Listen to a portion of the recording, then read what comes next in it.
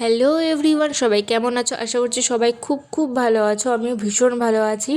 তো বাড়িটা দেখো তো চিনতে পারো কি না যে আজকে আমি কার বাড়িতে এসেছি? চিনতে পারলে অবশ্যই কমেন্টে জানিয়েছো, আর না চিনতে পারলেও কমেন্টে জানিয়েছো। তো দীর্ঘ অনেক দিনের অপেক্ষার পর আমি আজকে ফাইনালি তার মন্দিরে অর্থাৎ তার বাড়িতে যেতে পেরেছি। আর খানিকক্ষণের অপেক্ষা অর্থাৎ লাইন দিয়ে আমি তার মন্দিরে প্রবেশ করে ফেলেছি। আর হয়তো তোমরা দেখে বুঝতেই পারছো আমি শ্যামসুন্দরী মায়ের মন্দিরে এসেছি। আর অনেক দিনের ইচ্ছে ছিল আমার এখানে আসার। তো একটা কাজের জন্য আমি শিয়ালদাতে আসি, আর সেখানে এসে হঠাৎ করে আমার মনে হয় যে না যাই ঘুরে আসি। তো ফার্স্ট টাইম আমি গুগল ম্যাপ দেখে মায়ের মন্দিরে এসেছি। আমি কোনোদিন গুগল ম্যাপে ঠিকঠাক জায়গায় যেতে পারি না, তো ফার্স্টে আজকেই আসতে পারলাম। তো এখানে আমি ঢুকতে ঢুকতে মায়ের দরজা বন্ধ করে দিয়েছিল যে পরের বার যাবে। তো এখানে আমি একটা হাতে চকলেট নিয়ে মায়ের দরজা খোলার জন্য অপেক্ষা করছিলাম। তারপরে 5-10 মিনিট যেতে না যেতে মায়ের দরজা খুলে দেয় আর আমরা ভেতরে চলে যাই।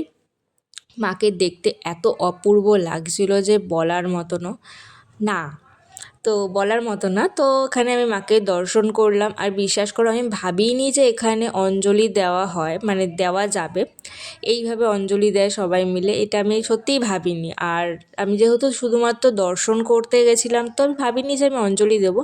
তো এখানে হঠাৎ করে দেখি সবাইকে এরকম ফুল ছুঁড়ে ছুঁড়ে দিচ্ছিল, আর এটা অঞ্জলি দেওয়ার জন্য, যে আমি একদমই জানতাম না। তো তারপরে আমি একজনের কাছ থেকে ফুল নিয়ে হাতে নেওয়ার পরে বলছিল যে এখানে অঞ্জলি দেওয়ার জন্য ফুল হাতে নিয়ে নাও, তার যে মন্ত্রটা বলছি বলো। তো এখানে মায়ের অঞ্জলি দিলাম। তো তারপরে খানিকক্ষণ এখানে অপেক্ষা করে মায়ের জন্য চকলেট এনেছিলাম, সেটা মাকে দিলাম, আর আশীর্বাদী ফুল নিলাম। তো নিয়ে এখানে প্রসাদও নিলাম। খানিকক্ষণ কি অনেকক্ষণই আমি এখানে মাকে দাঁড়িয়ে দর্শন করেছিলাম, আর ভীষণ ভালো লাগছিলো, মানে মাকে দেখতে এত অপূর্ব লাগছিল যে বলার মতো না।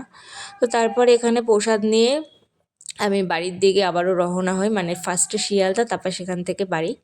তো আজকে ট্রেন এতটাই লেট ছিল আর এতটা ট্রেনে ভিড় ছিল যে আমি পরে আর কোনো ভিডিও করতে পারিনি। আর ওখান থেকে শিয়ালদা আসার জন্য আমি গুগল ম্যাপেরই হেল্প নিয়েছিলাম, কারণ আমি রাস্তা না একদমই চিনি না, ওইদিকে তো একটুখানি ভয় লাগছিল। যাই হোক, একা গেছিলাম তো।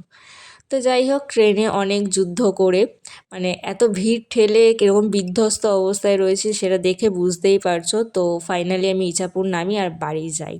আমি ভাবিনি আজকে ইছাপুর নামতে পারবো। তো দেখো, মায়ের আমি কিছু পিকচার ক্লিক করেছিলাম অতি কষ্টে, অনেক মানে নাড়ানাড়ি দিয়েছিল, অনেকে আমাকে ঠেলাগুতো মেরেছিল, তো আমি সেরকম একটা পিকচার তুলতে পারিনি।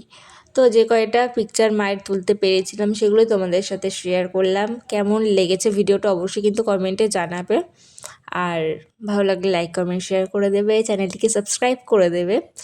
আর সবাই অনেক অনেক অনেক ভালো থাকো, মায়ের কৃপায় অনেক ভালো থাকো, মাকে দেখতে যেও সবাই। তো আর ভিডিওটা কেমন লেগেছে অবশ্যই কিন্তু আমাকে জানিও। দেখা হচ্ছে নেক্সট ভিডিওতে, ততক্ষণের জন্য টাটা বাই বাই সবাইকে।